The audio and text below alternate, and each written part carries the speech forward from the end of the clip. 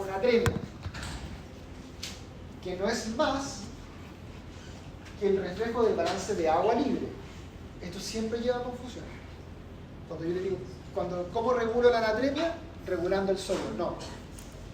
La natremia, la concentración de sodio, se regula mediante la regulación, valga la redundancia, del balance de agua libre, que depende, el balance de agua libre, de cuánto tomas, o sea, de la sed que tienes, y de cuánta agua libre eliminas, y eso depende de la hormona antidiurética.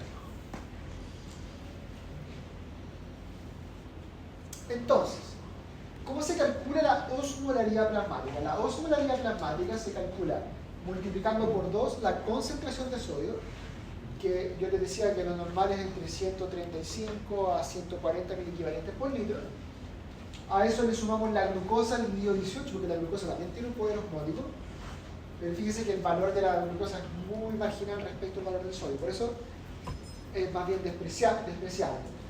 Y el BUN, que es desechos nitrogenados, ¿no? Que es una medición que depende de la función renal, dividido también 2.8. Entonces, el principal determinante de la osmolaridad plasmática es la concentración de sodio. La concentración de sodio. Y ya dijimos más o menos que ronda en 300 miliampoles.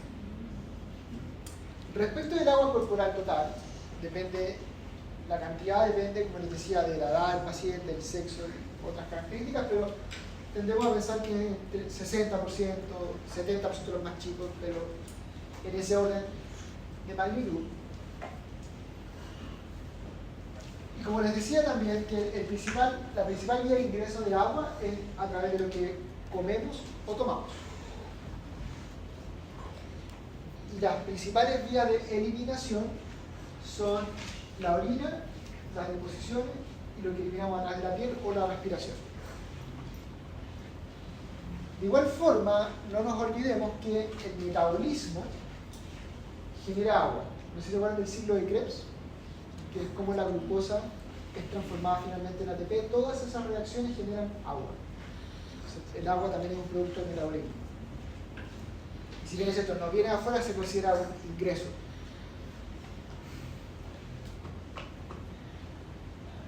Y el agua libre, como yo les decía, su balance está regulado principalmente a través de la ADH, o hormona antidiurética, o vasopresina, que es su otro nombre.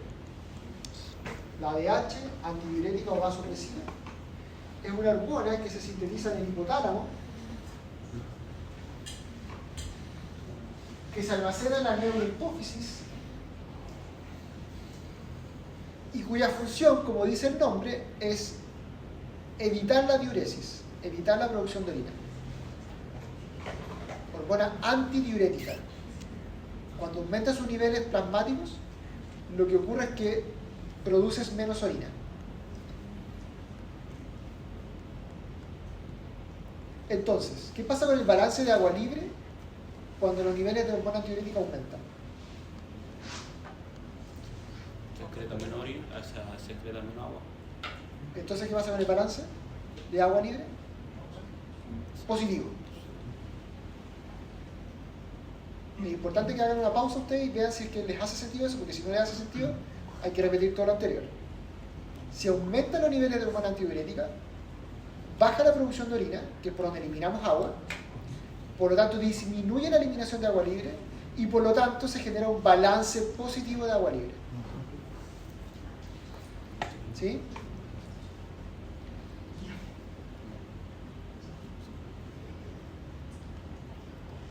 ¿Cuál creen ustedes que es el estímulo para que aumenten los niveles de ADH? ¿Qué tendría que estar pasando para que el organismo necesite aumentar los niveles de agua libre? Hemorragia, deshidratación, dijeron ahí. ¿Ya? ¿Qué más? La osmolaridad. La osmolaridad. ¿Quién dijo osmolaridad? ¿Qué tendría que pasar con la... Muy bien. ¿Qué tendría que pasar con la osmolaridad? Tendría que aumentar. Perfecto. Entonces, todos dijeron cosas correctas, pero miren, la ADH, la secreción de ADH, tiene dos estímulos. El principal, y el que está constantemente actuando, es los cambios en la osmolaridad plasmática. Y como muy bien dice el compañero, el estímulo es el aumento de la osmolaridad plasmática. El aumento de la osmolaridad plasmática. Si aumenta la osmolaridad plasmática, el organismo sensa que tiene que bajar la osmolaridad, y eso lo hace aumentando el agua libre. Y eso lo hace disminuyendo la eliminación de agua libre a través de la orina, secreta ADH. Eso es lo que está en este primer gráfico. En el eje X, la osmolaridad plasmática, y en el eje Y, las concentraciones plasmáticas de hormona antidiurética. Y en la medida que aumenta la osmolaridad plasmática, entonces aumenta la concentración de ADH en el plasma. ¿Sí? Sin embargo, algunos otros dijeron deshidratación o pérdidas tipo hemorragia. Y eso es cierto también.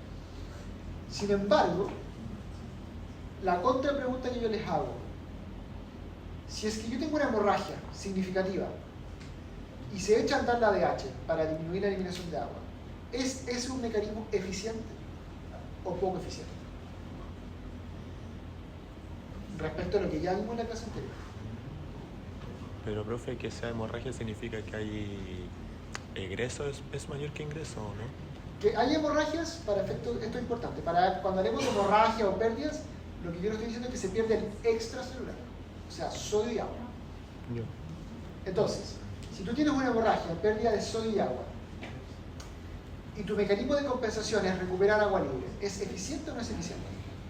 No, porque habría más que o sea, se eliminaría más de la extracelular. No, no es esa la respuesta. ¿Qué pasa con esa agua libre que tú estás ganando? ¿A dónde se va preferentemente? ¿Al extra? No, es agua libre. Se va a ir preferentemente al intracelular, es lo que les dije en la clase anterior. Si yo reabsorbo agua libre, 2/3 de esa agua libre se va a ir dentro de la célula. Entonces no es un mecanismo eficiente. ¿De acuerdo? Más ocurre.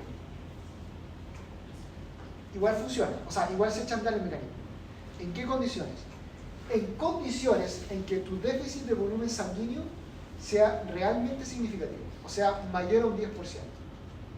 Es decir, si yo tengo, no sé, 6 litros de sangre, solo cuando ya pierdo más de 600 ml, imagínense lo que es perder 600 ml de sangre, está hablando de algo significativo, que está amenazando tu vida, solo en ese caso se estimula la liberación de ADH por esa vía. Por así decirlo, es un mecanismo como de última defensa. ¿Por qué no es de primera defensa? Porque la reabsorción de agua libre, solo 1/3 va a ir a resolver el problema, que es reponer el plasma. Los otros 2/3 solo van a ir a engordar las células. ¿Se entiende? Profe, Esto es, por así decirlo, una medida de emergencia, ¿sí? yo no entendí el mecanismo de acción como de la hormona antidiurética en un caso de hemorragia, como... ¿Eso no te queda claro? Ya, No, entonces no. lo vamos a repetir. Mira, la hormona antidiurética tiene 2 estímulos. Le llamamos al primero estímulo osmótico, es decir, cuando aumenta la osmolaridad plasmática se secreta ADH, estímulo osmótico, y tenemos el estímulo no osmótico, que no depende de la osmolaridad, por eso se llama no osmótico. ¿De qué depende? De que en condiciones extremas, no es en el día a día, ¿sí? En condiciones extremas, en las cuales tu volumen sanguíneo cae más allá de un 10%. ¿A quién de acá que levante la mano y que haya perdido más de un 10% de la volemia? Nada. Que levante la mano quién de acá le ha subido 1 punto la osmolaridad plasmática. Cualquiera que haya comido una bolsa con papas fritas le subió 1 punto la miel y por eso le da sed. ¿Sí? O la piscola. Por eso también da sed. Entonces, la liberación no osmótica de ADH en respuesta a una caída significativa del volumen sanguíneo es algo que ocurre muy esporádicamente, es una condición extrema. Y acá lo que ocurre es que cuando hay una caída de más del 10% se libera ADH, y lo que va a ir a hacer esa ADH es que va a recuperar agua en el riñón, pero agua libre. Entonces imaginemos un escenario, recupera 1 litro de agua, y de ese litro solo 300 ml van a ir a efectivamente resolver el problema, que es reponer volumen sanguíneo, porque los otros 600 ml se van a ir dentro de la célula. ¿Se entendió ahora? Sí, Bien. gracias. Ahora, una salvedad. Fíjense el orden de magnitud del eje Y en este gráfico de arriba. Va de 0 a 10. En cambio acá va de 0 a 40. ¿Qué quiere decir eso? Que cuando tú liberas ADH por un estímulo no osmótico, la liberas en mucha mayor cantidad. Porque, insisto, es una condición extrema de emergencia para el organismo. Profe, y cuando recupera el agua libre del riñón, en un caso no osmótico, ¿también se conserva lo del 2/3 intra y 1/3 extra, o no? Exacto. Ya. En ambos casos, siempre que tú reabsorbes agua, se distribuye 2/3 el agua adentro y 1/3 afuera. Pero como tú estás reponiendo osmolaridad, te da lo mismo esa distribución, ¿sí? Porque la molaridad es la misma en todos lados. Sí. No así cuando tú tienes que reponer extracelular. Que en el fondo hay lo que tú... ¿Cuál sería una medida eficiente para reponer extracelular? Lo dijimos en la clase anterior. Sodio. Sí, ingesta de sodio. Isotónico. ¿Sí? Sodio y agua.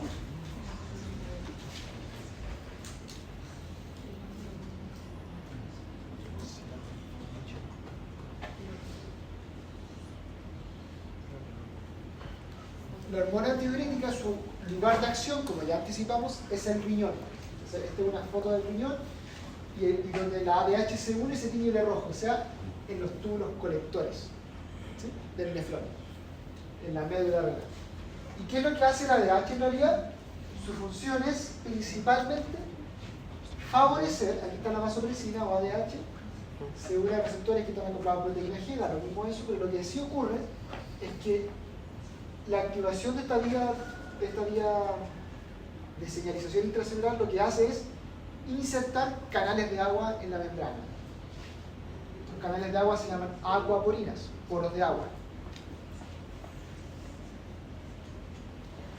Entonces, estas aquaporinas que están acá, está aquí para la orina, adentro del nefrón, estas aquaporinas favorecen que el agua pase entonces de aquí y de aquí luego hacia el intersticio.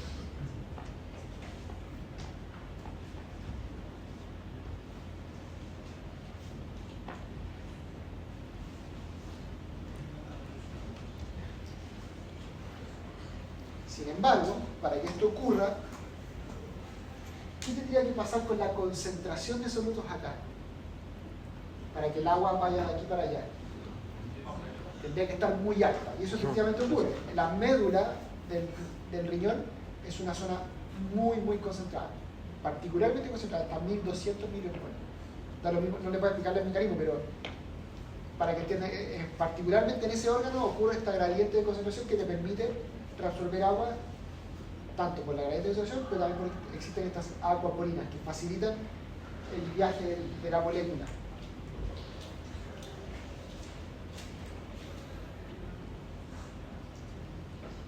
Entonces, ¿cuáles son las causas de alteración del balance de agua?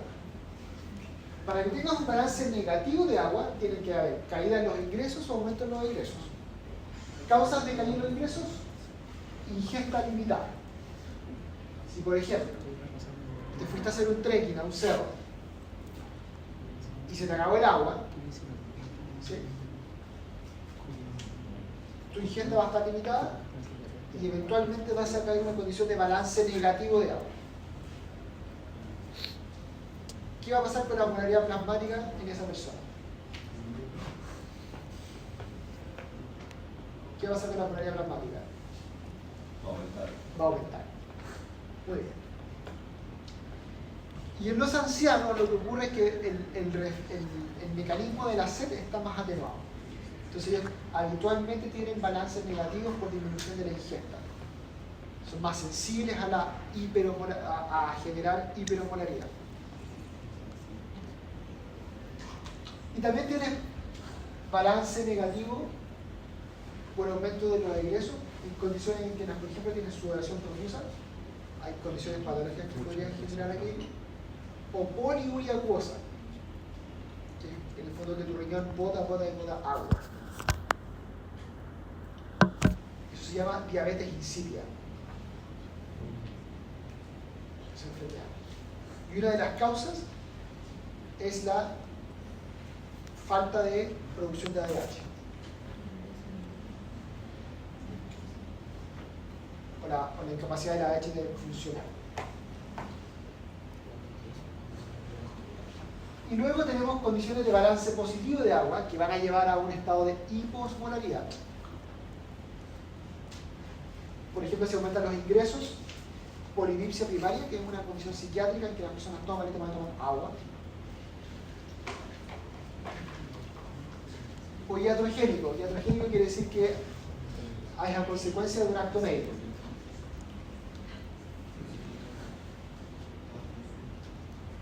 Y positivo si es que hay disminución de los ingresos.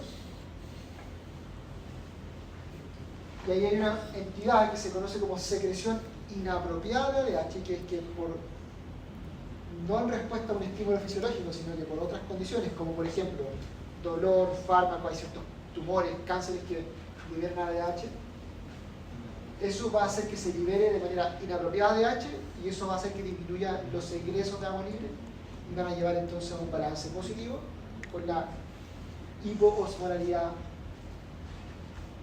secundaria. Esto ya lo vimos, balance negativo de agua,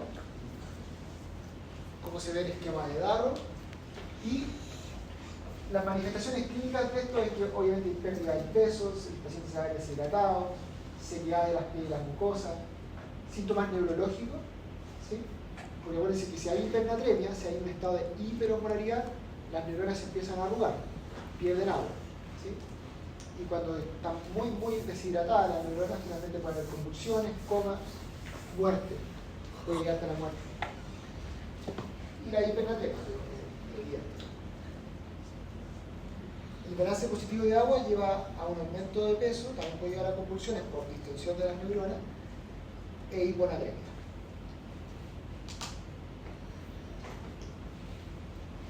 Eso entonces con las alteraciones del agua libre. A las 12 vamos a hacer una pausa. Alteraciones del agua libre que llevan a alteraciones de la osmolaridad y que cuyo principal mecanismo de regulación es la hormona antidiurética. Ahora vamos a ir a ver las alteraciones del volumen extracelular. ¿Se acuerdan que había dos cosas que regular? Osmolaridad y volumen extracelular. Vamos a ver la segunda, volumen extracelular. ¿Quién creen ustedes que es el gran, lo dije ya de hecho, el jugador clave en la regulación del volumen extracelular? El sodio. Perfecto. La cantidad de sodio, no la concentración, la cantidad. Entonces el volumen extracelular no es más que la suma de la volemia, que es lo que está dentro de los vasos sanguíneos, más el líquido intersticial, ¿ya? Que desde el punto de vista de su composición es muy similar, ¿no? Es muy similar.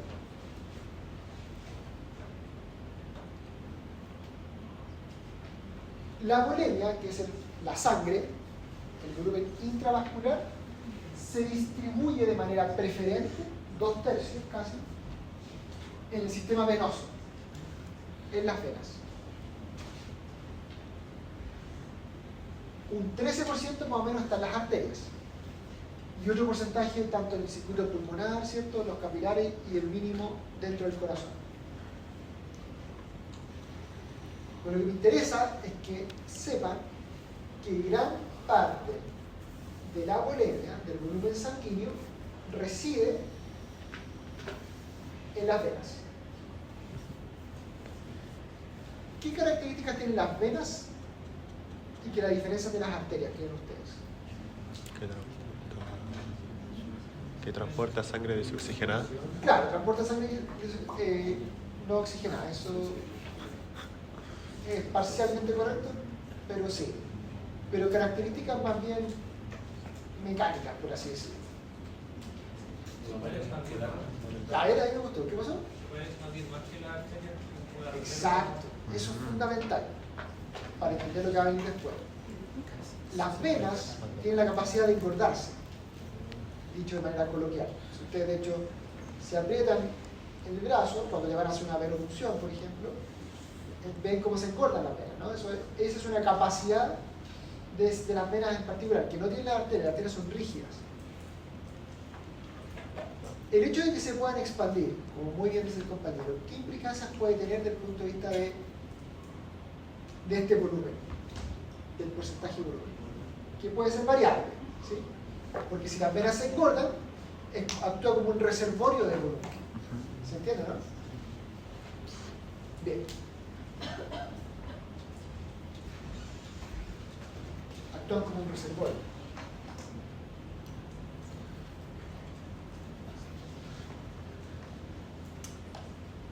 Acá voy a introducir un nuevo concepto que es el volumen arterial efectivo, que no es lo mismo que volumen extracelular o volemia en general. Volumen arterial efectivo.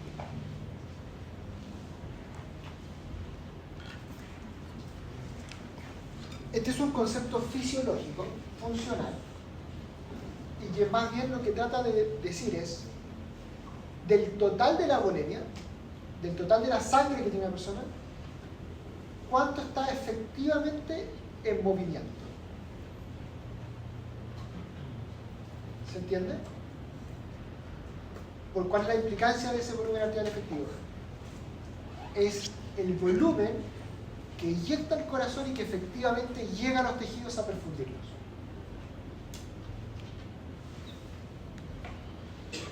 Ese es el volumen arterial efectivo.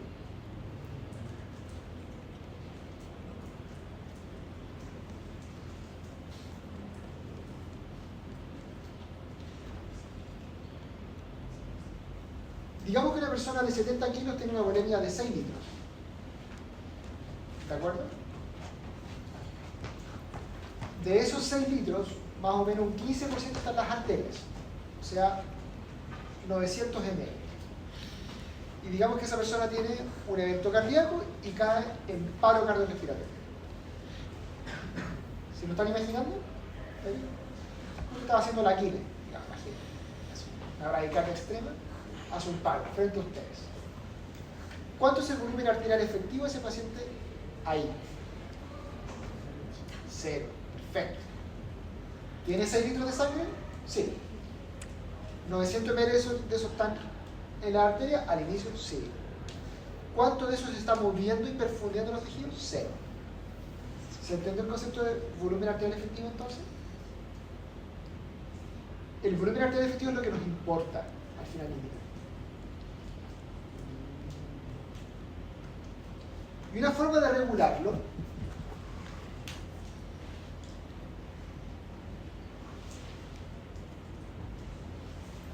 el volumen arterial efectivo es justamente regular qué tan engordadas o no están las venas. ¿Por qué? Imaginémonos que las venas empiezan a dilatarse, ¿sí? A ver si se lo pueden imaginar. Si se dilatan las venas mucho, ¿ustedes creen que se favorece o no se favorece que esa sangre que está ahí avance de vuelta hacia el corazón? No lo favorece, ¿cierto? Si las venas se dilatan, es como que la sangre se estancara ahí, comillas, ¿sí? Y no retorna al corazón. Si la sangre no retorna al corazón, la precarga, ya tuvieron carga, ¿no? La precarga disminuye y por lo tanto lo que finalmente eyecta el corazón disminuye y el volumen arterial efectivo disminuye. ¿De acuerdo? Por el contrario, si tú las paredes de las venas, las comprimes, las estrujas, ¿sí? Va a favorecer el movimiento de sangre de vuelta al corazón, va a aumentar la precarga, va a aumentar el volumen expulsivo, va a aumentar el volumen arterial efectivo, ¿sí? De ahí vienen estos dos conceptos, que es el volumen estresado y no estresado. El no estresado es aquel volumen que está en las venas, pero que no genera tensión sobre las paredes. Acuérdense que, ¿cómo se llama eso? ¿Cierto? Presión hidrostática, no la genera. Porque la vena tiene una pared que es laxa. Pero hay un punto en que si tú aumenta el volumen, como un globo, hay un punto en que sí se empieza a tensionar la pared, sí se genera esa presión. Ese punto, que es lo que está marcado acá, es lo que se conoce como el inicio del volumen estresado. Entonces el volumen estresado es aquel que finalmente genera presión hidrostática y es el que permite que la sangre retorne al corazón y se genere volumen arterial efectivo.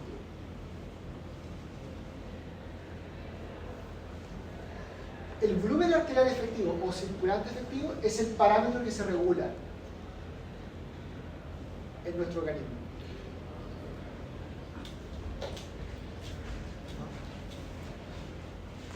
Cuando un paciente sangra, ¿qué pasa con el volumen arterial efectivo? En base a lo que le estoy hablando ahora. Disminuye, ¿cierto? Si tú pierdes volumen extracelular, si pierdes plasma, 1 litro de sangre, ¿cierto? Lo vas a perder inicialmente del volumen estresado. Y lo que te va a ir quedando va a estar ahí en las venas, digamos, comillas estancadas. ¿Sí? Vas a tener que cuidarlo para que eso vuelva a estresarse y vuelva a retornar al corazón y se genere volumen arterial efectivo. Ya, condiciones en que se depleta el volumen arterial efectivo, que cae. Es básicamente todo aquello que genera un balance negativo de sodio y agua. Ya no es agua libre, por favor. Sodio y agua. Que en el esquema de Darrow se ve como una pérdida isosmótica, contracción exclusivamente del extracelular. Causas hay muchas. Vómitos, diarrea, pérdidas cutáneas, por ejemplo, un paciente que se quema, un gran quemado, como pierde la piel, se evapora sodio y agua. ¿Sí? Acumulación de sodio y agua en compartimentos donde ya no participan en el volumen arterial efectivo, como por ejemplo, lo vamos a ver en un ejemplo más adelante, la ascitis, que es la acumulación de agua y sodio en el peritoneo, que es lo que ocurre con los pacientes con daño hepático crónico. Se le llena de agua la torre. Hemorragias, sangrados.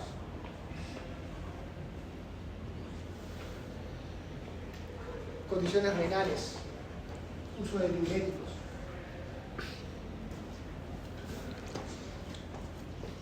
Así como la osmolaridad la evaluamos midiendo la concentración de sodio, la anatremia, la depresión del VAE la podemos mirar solamente desde el punto de vista clínico. ¿Y qué es lo que vemos? Cae la presión arterial, cae la diuresis, si el paciente deja de orinar, hay taquicardia como respuesta. Si el volumen arterial, si el volumen expulsivo en vez de ser 400 ml de sangre es 300 para mantener un gasto cardíaco, la respuesta es entonces latir más veces, por eso es taquicardia. Va a haber mucosa hiperseca y esto es clave, llene capilar en el tejido. A los que se dedican al intensivo de acá, les va a tocar hacer esto. El llene capilar consiste en que ustedes aprietan un dedo del paciente, lo pueden hacer si quieren. La técnica son 10 segundos, luego sueltan y ven cuánto tiempo demora en volverse a llenar de sangre, a recuperar la coloración. ¿Cuánto es lo normal que ven ustedes? 3 a 5 segundos. ¿Sí? No, lo normal es 4 segundos, menos de 4 segundos. En mi caso fueron 1 segundo. Cuando esto está prolongado, digamos, más allá de 4 segundos, quiere decir que el flujo de sangre, la perfusión, está enlentecida. Y eso es un signo de caída del volumen arterial efectivo. Y esto se usa mucho, sobre todo en cuidado intensivo. Llene capilar intensivo.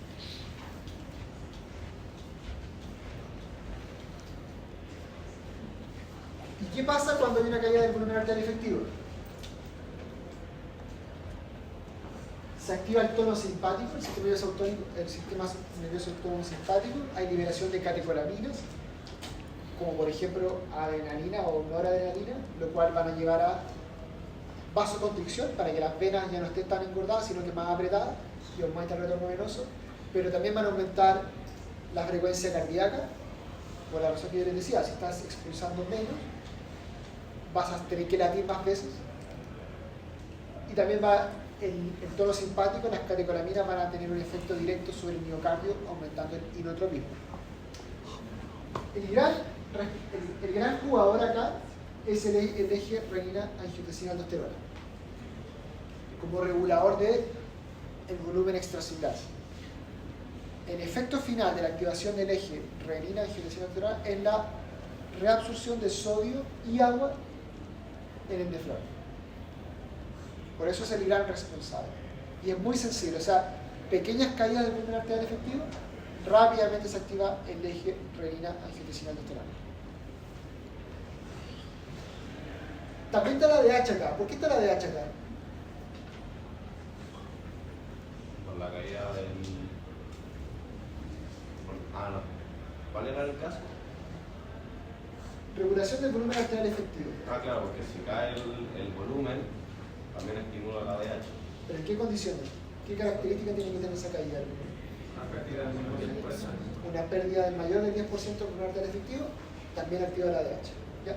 No es un jugador de primera línea, como el eje renina-angiotensina o el tono simpático, pero en condiciones extremas también participa reabsorbiendo agua. Algo ayuda.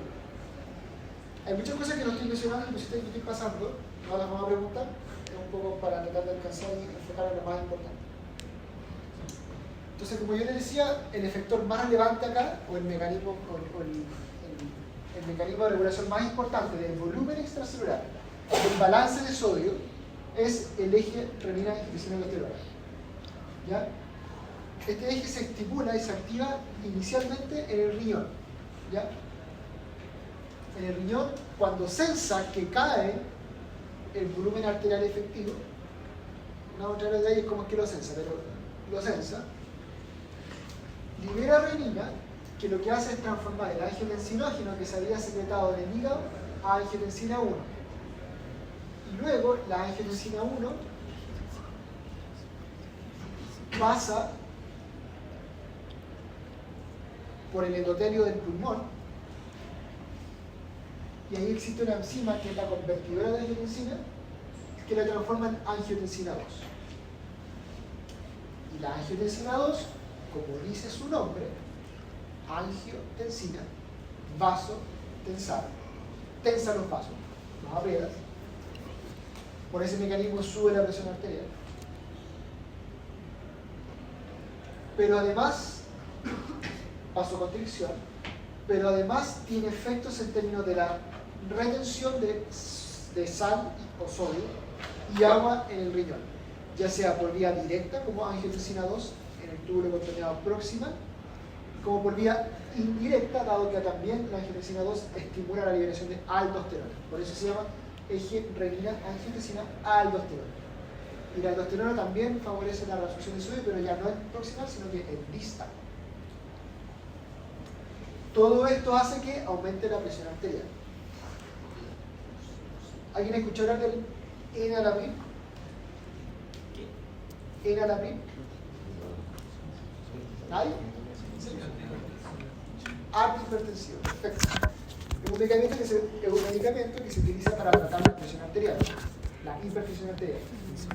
Y lo que hace el enalapril es inhibir esta enzima.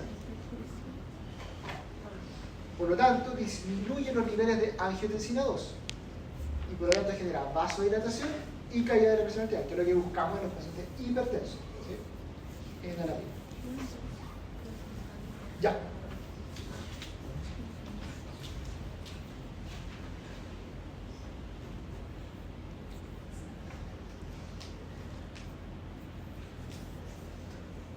Entonces, la angiotensina genera vasoconstricción y eso lleva a aumento de la presión arterial. El otro efecto de la angiotensina es favorecer la reabsorción de sodio, la recuperación de sodio a nivel del nefrón, pero proximal. Y su tercer efecto es aumentar los niveles de aldosterona. Estimula la liberación de aldosterona. ¿Y qué hace la aldosterona? La aldosterona va al nefrón distal, al túbulo contorneado distal, y actúa en lo que llamamos la célula principal. ¿Haciendo qué cosa? Aumentando la expresión de este canal que se llama ENaC,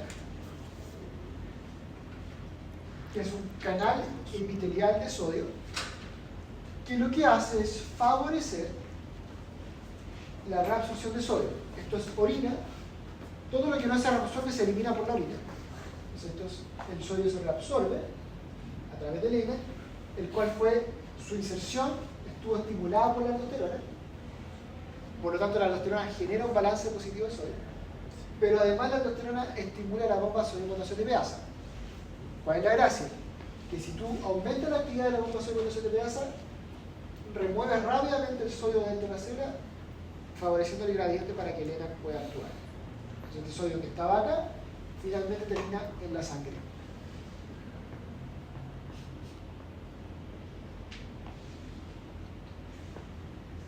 Esto lo vamos a ver en la siguiente clase, porque yo dije que estaba todo interconectado. Pero ¿qué consecuencias creen ustedes que tiene para efectos del lumen del nefrón que se reabsorbe un sodio? Bueno, va a reabsorberse sodio y agua, sin duda. Pero ¿qué otra consecuencia se genera? Desde el punto de vista eléctrico.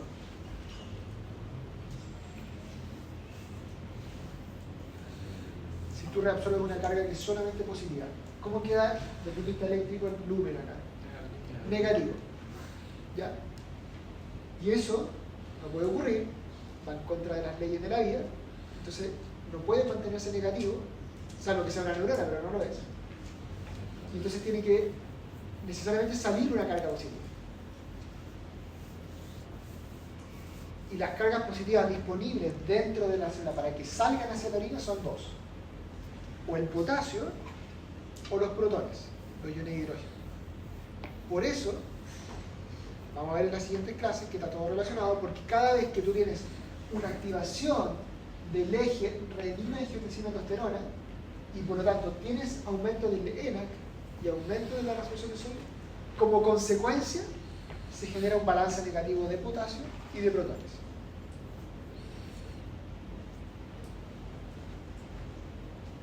Balance positivo de sodio, balance negativo de potasio y de protones. Solo por mantener las cargas. ¿Sí?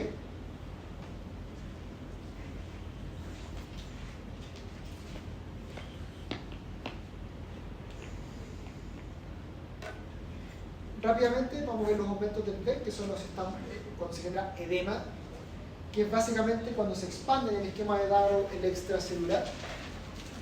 Habitualmente esto ocurre no en el intravascular, sino más bien en el intersticial. Y se genera por un balance positivo de sodio y agua. ¿Ya? Entonces finalmente lo que se expande es esto, el intersticial. Y eso se ve así, como hinchazón. Y está este signo que es clásico, que es el signo de la fobia, que es que tú aprietas, sacas el dedo y se mantiene el efecto de la presión, ¿sí? El signo de la fobia positiva. Y eso es porque hay acumulación de agua y sodio, ¿cierto?, en el extracelular. Edema. Causas de esto: falla cardíaca, falla renal, insuficiencia hepática.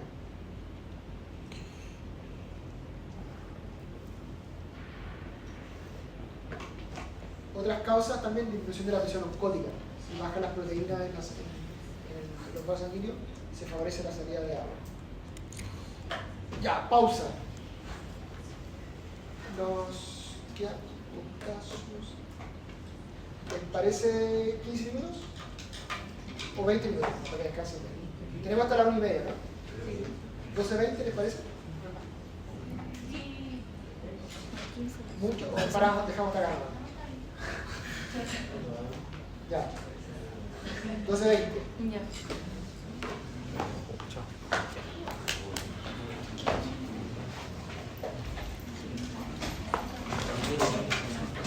Vamos a ver todo nomás. No, yo no me alcanzo a percibir. Las alteraciones del potasio. Y con esto vamos a terminar lo que son las alteraciones hidroelectrolíticas. Ok, listo. Bueno, como ya habíamos visto, el potasio se distribuye principalmente en el intracelular. ¿Ya?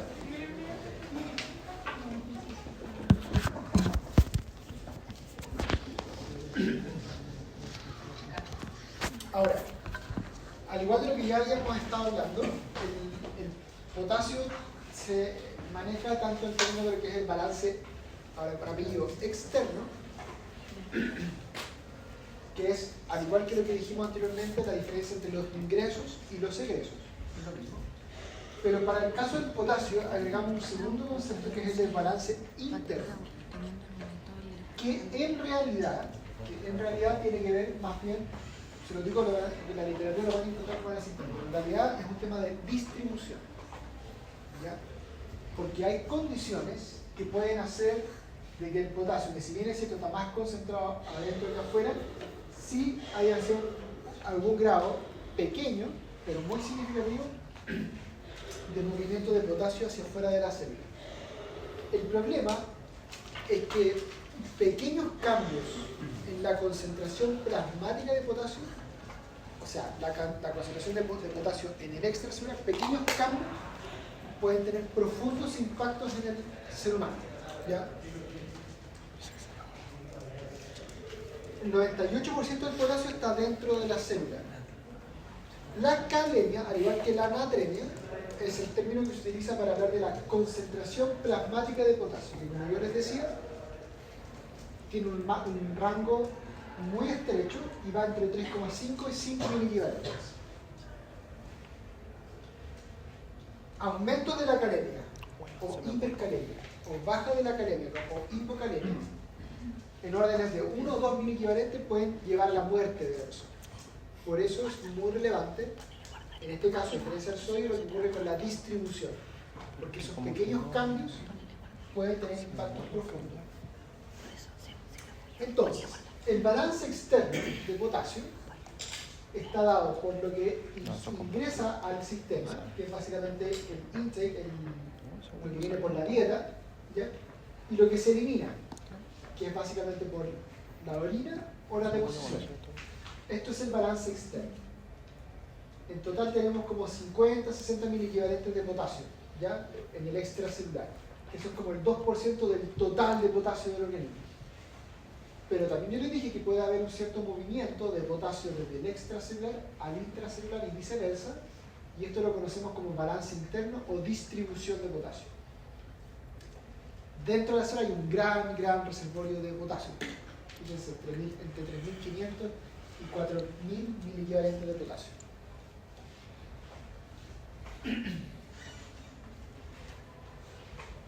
¿Qué cosas pueden hacer si esto de acá al medio es el extracelular? ¿Qué cosas pueden hacer que baje, por ejemplo, la concentración de potasio en el extracelular? Cualquier cosa que active la bomba sodio-potasio TPase, porque va a hacer que meta más potasio dentro de la célula. ¿Qué cosas van a favorecer que el potasio también ingrese a la célula? La insulina, los agonistas beta-adrenérgicos, porque estimula la bomba sodio-potasio TPase. Por el contrario, ¿qué cosas hacen de que el potasio aumente en el extracelular? La acidosis, ahí vamos a ver por qué.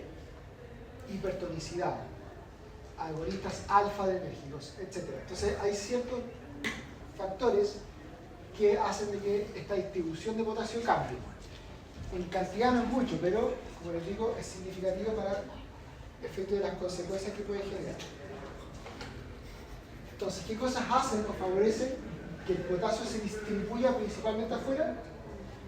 Estado de hiperosmolaridad, aumento de la glicemia, por ejemplo, aumento del sodio, el ejercicio y la lisis celular. ¿Por qué el ejercicio físico extremo? Por el sudor cuando expulsa. No es por el sudor.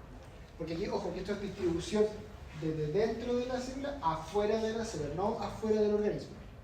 Ah, ya. Cuando una persona empieza a hacer ejercicio con pesas fuerte, ¿qué pasa con los músculos?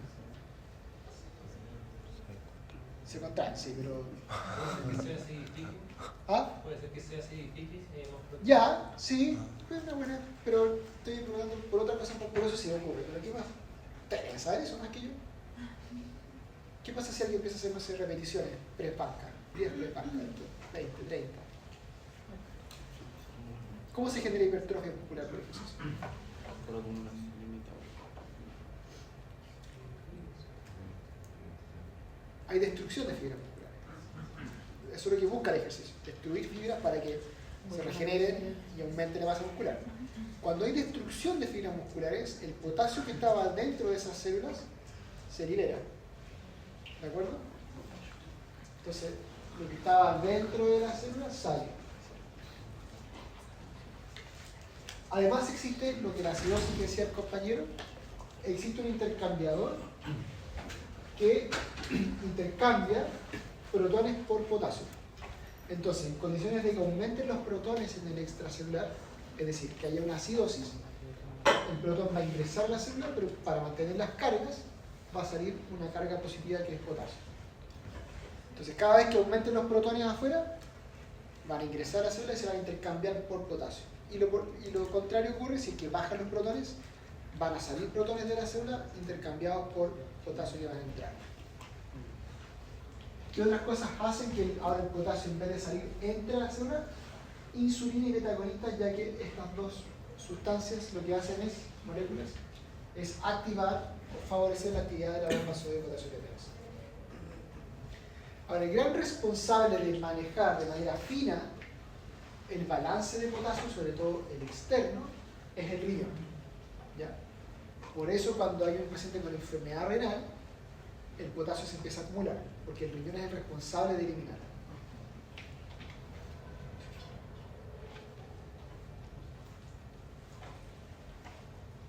La cantidad de potasio que filtra, o sea, que pasa desde la sangre al nefrón, depende de la calemia, o sea, de qué tan concentrado está el potasio en la sangre, y de la velocidad de filtración glomerular, que es un índice de función del nefrón o del riñón. Por eso, insisto, cuando hay enfermedad renal, la BFG cae a 0 y por lo tanto la carga filtrada cae a 0. En proximal, en el túbulo contorneado proximal, acá lo que está en azul, se reabsorbe más o menos el 80% del potasio que se filtró. Y esa reabsorción es no regular, es pasiva.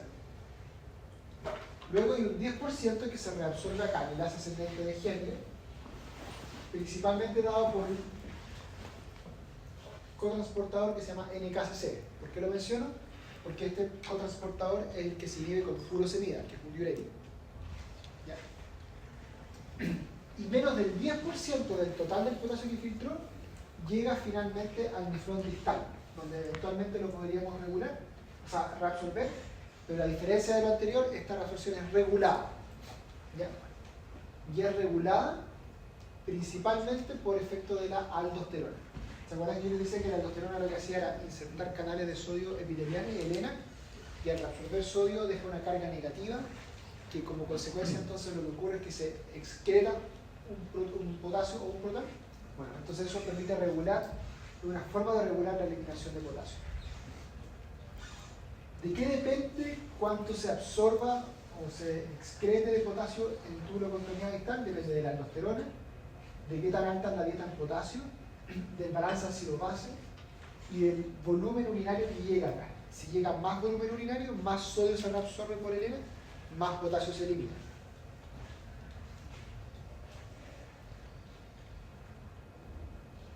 Entonces, esto es un poco repetitivo porque es lo mismo en la clase anterior, pero como está todo interconectado, es necesario reforzarlo.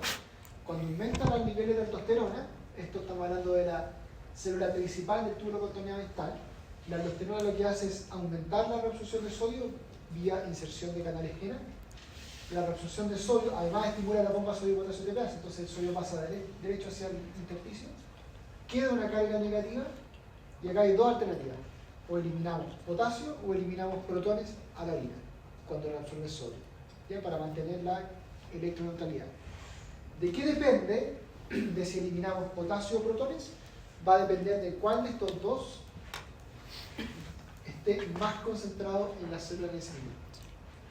Por eso, en la diapositiva anterior, yo decía que la eliminación de potasio también depende del balance ácido-base. que esto lo vamos a ver en la siguiente clase, pero el balance óseo-base tiene que ver con cuántos protones salen. Por ejemplo, en condiciones de acidosis, o sea que aumenten los protones, se va a favorecer entonces la eliminación de protones, y el potasio se va a mantener acá. Por el contrario, en condiciones de alcalosis, se va a favorecer la salida de potasio.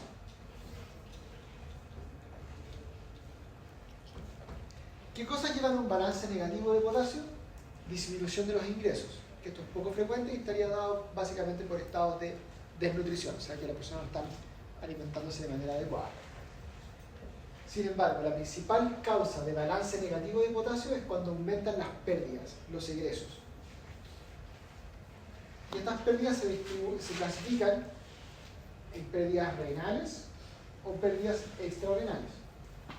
Las renales, por ejemplo, el uso de diuréticos, como yo les decía, hasta este canal NKCC que reabsorbe potasio, pero si tú lo bloqueas con furosemida, vas a tener pérdida de potasio. Si tuvieras un aumento de la actividad mineralocorticoidea, por ejemplo, un hiperaldosteronismo, se aumenta la aldosterona por un tumor, por ejemplo.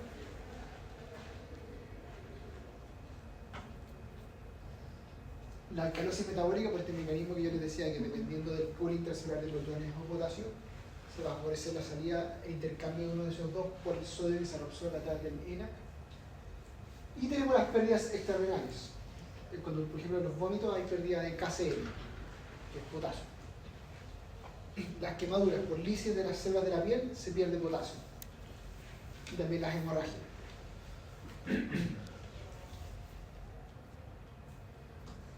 El balance negativo de potasio va a llevar a una caída en la concentración de potasio en el plasma, y eso se conoce como hipocalemia. Como les decía, aquí están las causas: vómitos, diarrea, diuréticos, corticoides, etc. Y tiene muchas manifestaciones, ¿ya? Las más graves son las cardíacas, que se pueden generar arritmias y hasta paro cardíaco por caída del potasio. La hipocalemia es una condición muy grave, sobre todo en pacientes hospitalizados, y hay que tratarla de manera activa. Puede generar debilidad muscular. De hecho, existe una entidad que se llama parálisis periódica hipocalémica. Pacientes con bajo potasio tienen parálisis muscular. Por lo mismo de la disminución de la actividad muscular puede haber ilio, o sea, disminución del tránsito intestinal.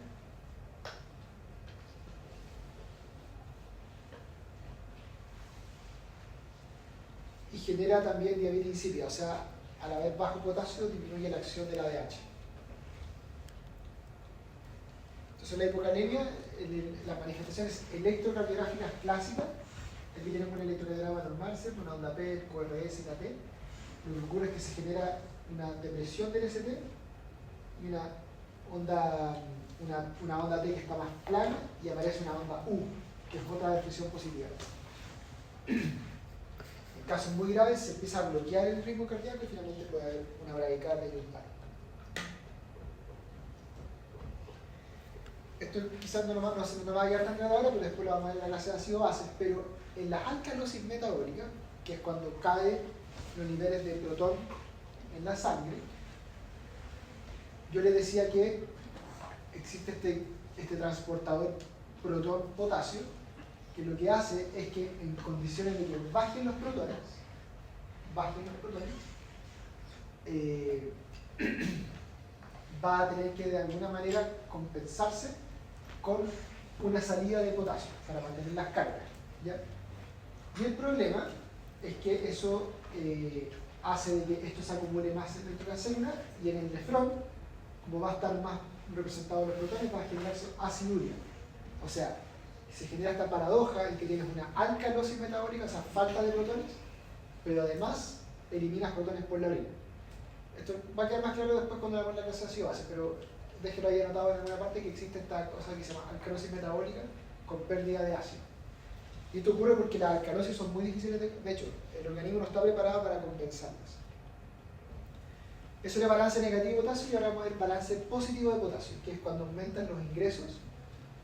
Por ejemplo, que el paciente está muy de moda, o estuvo muy de moda el uso de la biosal en los pacientes hipertensos, que le recambian el NaCl por KCl, y eso aumenta la exposición a potasio.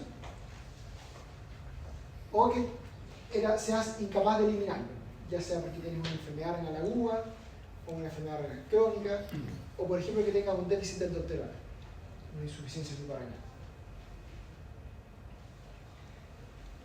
El balance positivo de la acumulación de potasio lleva a una hipercalemia que en el electrocardio, que también afecta al miocardio, el sistema excitoconductor, y esto es pregunta clásica, pero lo que le genera es una onda T picuda, que se llama, que la onda T electrocardiograma se como que aumenta en altura y se pone muy aguda hacia arriba. Y esto aparece como con calemia entre 6,5 y 7. Es una emergencia médica y hay que tratarla de manera inmediata.